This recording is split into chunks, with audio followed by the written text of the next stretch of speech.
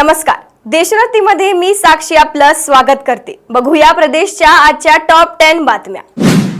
छत्रपती शिवाजी महाराजांचा शासनमान्य अधिकृत इतिहास महाराष्ट्र शासनाने खंड स्वरूपात प्रसिद्ध करावा, त्यामुळे होणारे सारखे वादविवाद संपुष्टात येतील। कोणाला सिनेमा काढायचा असेल, सिरियल बनवायची असेल, सिनेमॅटिक लिबर्टी म्हणतो त्याच्यावर सुद्धा कायदा आला पाहिजे अशी मागणी साताऱ्याचे खासदार उदयनराजे भोसले यांनी केली। मुंबईतील विले पार्ले मधील सहार हॉटेलमध्ये एक भयानक घटना घडली। त्या हॉटेलच्या एका रूम मध्ये 41 वर्षाच्या व्यक्तीने गळफास घेत आयुष्य संपवलं। मात्र मृत्यूपूर्वी लिहिलेल्या नोटमध्ये त्या इसमाने त्याची पत्नी आणि त्याच्या मावशीवर छळाचा ठपका ठेवला आहे। निशांत त्रिपाठी नावाच्या मृत व्यक्तीने गळफास घेण्यापूर्वी त्यांच्याच कंपनीच्या वेबसाईटवर सुसाइड नोट अपलोड केली होती, त्यामुळे मोठी खळबळ माजली आहे। मुंबईत अवघ्या 12 वर्षीय मुलीवर 5 जणांनी बलात्कार केल्याची अतिशय धक्का घटना घडली आहे। 24 फेब्रुवारी रोजी घरातून गायब झालेली मुलगी 27 फेब्रुवारी रोजी पोलिसांना भेटली, पण तोपर्यंत फार उशीर झाला होता। मुंबईत वेगवेगळ्या ठिकाणी मुलीवर अत्याचार करण्यात आले, तर यात पोलिसांनी 5ही आरोपींना अटक केली असून पुढील चौकशी सुरू करण्यात आली आहे।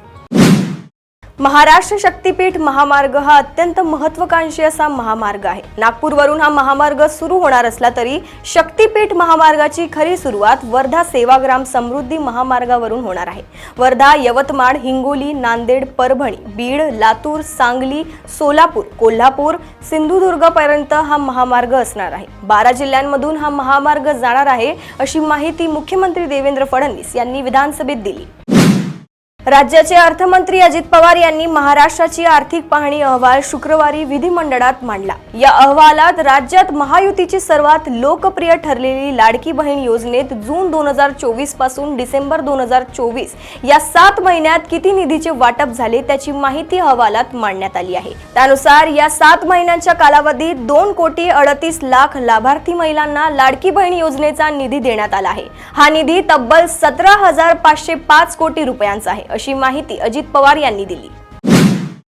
अनिल परब यांनी केलेल्या विधानावरून विधान परिषदेमध्ये मोठा गोंधळ झाल्याचे बघायला मिळत आहे। सत्ताधारी मोठा गोंधळ घालताना दिसले। यावेळी आमदार नितेश राणे यांनी आक्रमक भूमिका घेतली। छत्रपती संभाजी महाराजांप्रमाणेच माझाही छळ झाले असे थेट विधान अनिल परब यांनी केले होते। त्यांनी स्वतःची तुलना संभाजी महाराजांसोबत केल्याने सत्ताधारी आक्रमक झाले आहेत।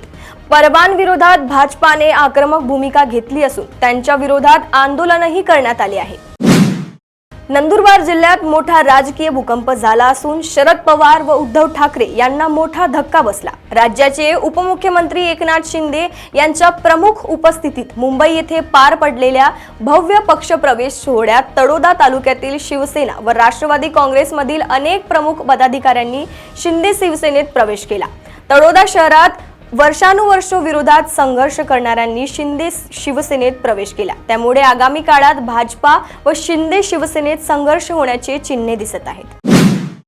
दापोली मतदारसंघातील माजी आमदार तसेच ठाकरे यांच्या शिवसेनेचे जिल्हा प्रमुख संजय कदम हे शिंदे शिवसेनेच्या वाटेवर असल्याची चर्चा सुरू झाली आहे।